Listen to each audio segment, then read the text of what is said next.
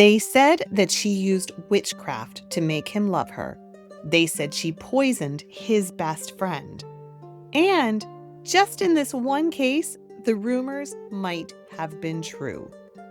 In the glittering and dangerous world of James I's court, a place dripping with perfume, jealousy, and ambition, a love affair between Frances Howard and Robert Carr led to one of the most notorious scandals in English history.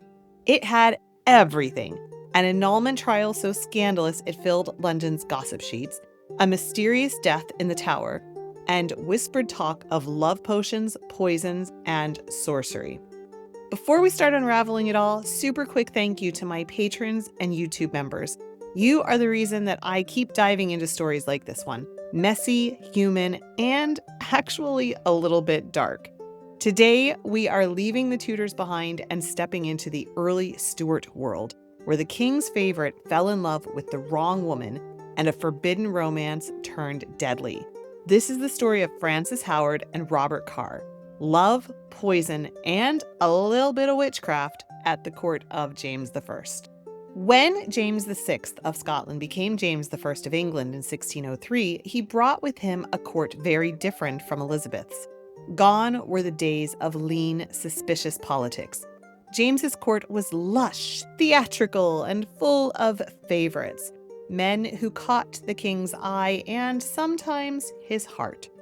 One of them was Robert Carr, a Scottish page who quite literally fell into fortune when he was thrown from his horse during a joust. The king, watching, rushed to his aid. James was enchanted.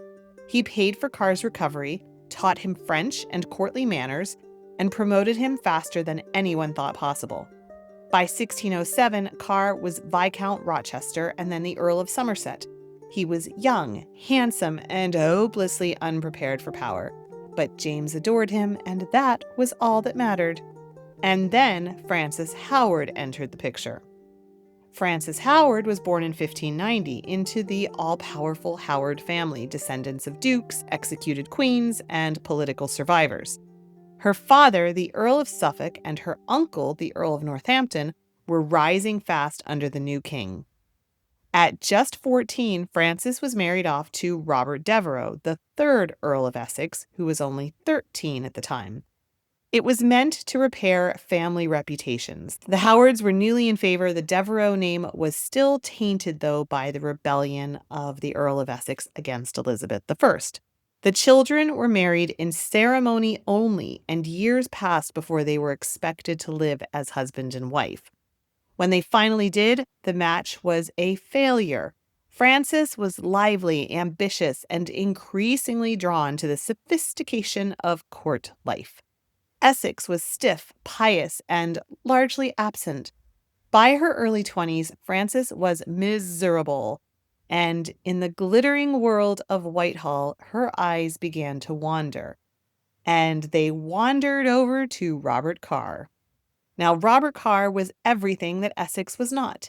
He was charming, impulsive, adored by the king. Frances saw in him both romance and opportunity. The attraction between them was obvious and even dangerous.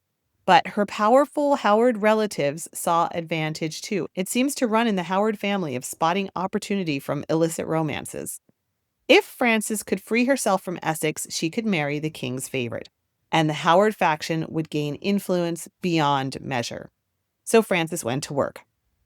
In 1613, she petitioned for an annulment, claiming her marriage had never been consummated. Essex countered that he was actually perfectly capable, thank you very much, just not with her. It became a national scandal. The court ordered a physical examination to verify Frances's virginity, an ordeal so humiliating that it became the talk of every London tavern. Midwives and matrons declared her intact, though later rumors suggested she'd smuggled in a stand-in, which I don't know how you do that, but that's what they said. The hearings dragged on for months. Sermons were preached about it. Satirical pamphlets appeared almost daily. But Frances had something stronger than proof. She had her family's political muscle. At last, on September 25th, 1613, the annulment was granted. And by a dark coincidence, just 11 days earlier, Carr's closest friend, Sir Thomas Overbury, had died mysteriously in the Tower of London. There's a twist you probably hadn't seen coming. 3 months later, on December 26, 1613, Francis Howard married Robert Carr at Whitehall Palace.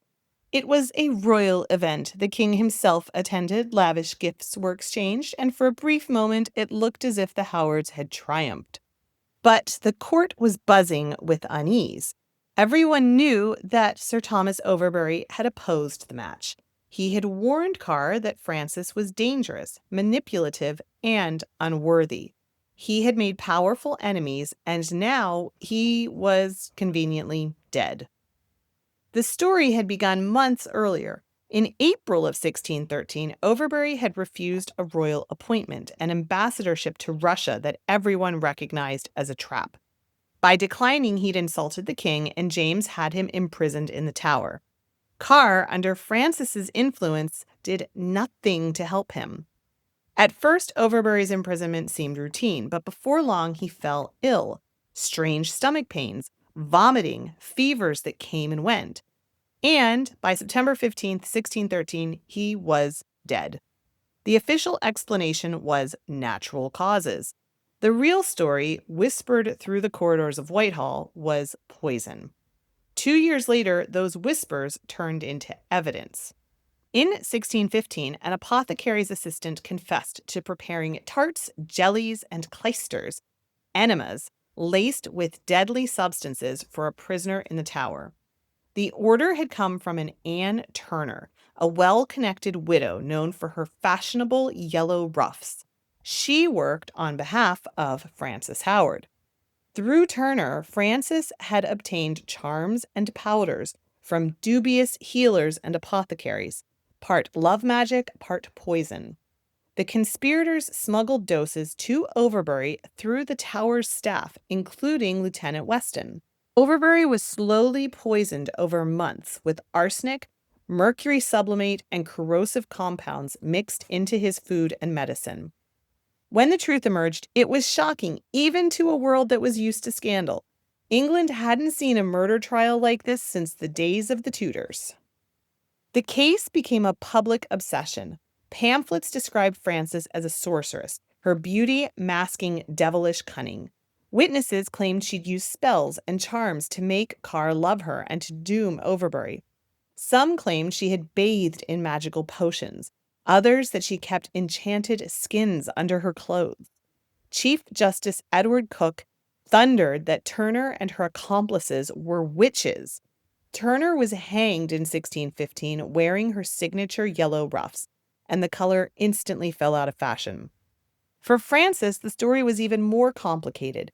She had used potions and charms, not as black magic, but what many Jacobeans would have called natural remedies and love physic. But after Overbury's death, those same potions became evidence of witchcraft. By 1616, the scandal had reached the top. Both Frances and her new husband were charged with murder. The trials were a sensation. Carr's friendship with the king made the entire proceeding politically explosive, and the public wanted blood. Frances confessed. She admitted that she had arranged for Overbury to be poisoned, but insisted she'd only meant to frighten him. The death had gone way further than she had intended. Carr refused to confess anything. He blamed his enemies, hinted at conspiracy, and infuriated James by threatening to reveal the king's letters to him if pushed too hard. Both were convicted and sentenced to death, but the execution was never really on the table.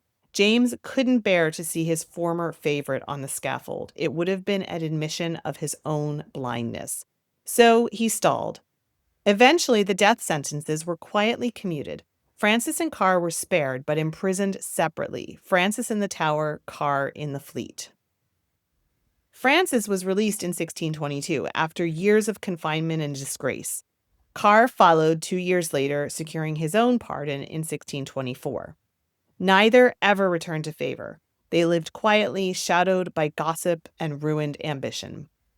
Frances died on August 23, 1632, at just 42. Carr survived her by over a decade, dying in 1645. the last remnant of a scandal that the court had tried to forget. The Overbury Affair left a deep scar on the early Stuart world. It revealed a court ruled as much by lust and favoritism as by law, and it gave England its first true celebrity crime, complete with witchcraft, sex, and poison. Frances Howard became a kind of legend. There's a woman trapped in a system that left her with no power except her beauty and her cunning. And even 400 years later, her story still lingers because the idea of a woman using magic and poison to control her own fate has never stopped being both fascinating and terrifying. So that, my friend, is the story of Frances Howard and Robert Carr. Just a little brushing, dusting the surface. Maybe at some point I will do a full episode deep dive on this. I think that would be interesting. It's a story of passion that turned deadly in a court that was already filled to the brim with enough ambition. Again, if you are one of my patrons or YouTube members, thank you so much for being here and for your support. If you'd like to join us, you get all kinds of extra content. We've got author chats, monthly hangouts are starting. Just check out the links down below. I've got some eerie early modern stories lined up for next week, perfect for this spooky season. I will talk to you very soon. Have an amazing day.